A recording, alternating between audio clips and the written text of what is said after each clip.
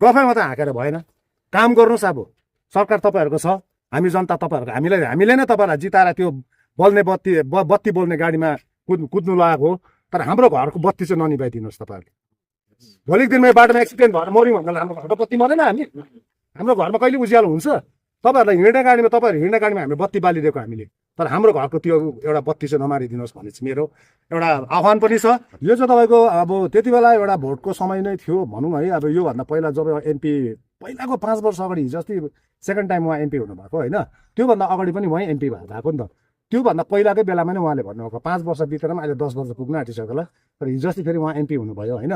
हुन त अब उहाँको एउटा उहाँसित मेरो त्यो एउटा व्यक्तिगत रूपले उहाँलाई भन्नु खोजेको होइन, उहाँको राजनीतिक उयोसित मेरो कुनै पनि चासो पनि छैन हामीलाई।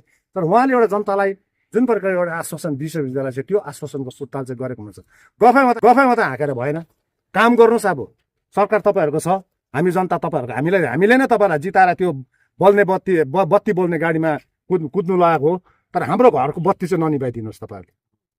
भोलिको दिनमा बाटोमा एक्सिडेन्ट भएर मऱ्यौँ भन्दा हाम्रो घरको बत्ती मरेन। हाम्रो घरमा कहिले उज्यालो हुन्छ? तपाईँहरूलाई हिँड्ने गाडीमा हामीले बत्ती बालिदिएको हामीले, तर हाम्रो घरको त्यो एउटा बत्ती चाहिँ नमारिदिनुहोस् भन्ने चाहिँ मेरो एउटा आह्वान पनि छ।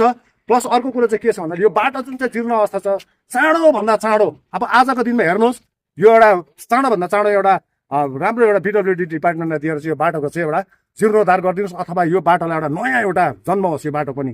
त्यति बेला चाहिँ तपाईँले सबैले तपाईँको यहाँनिर प्रत्येक जनताले तपाईँको गुणगान गाएको हुन्छ भन्नुमा कुनै त्यो तपाईँले आशंका कुनै आशंकै नै छैन।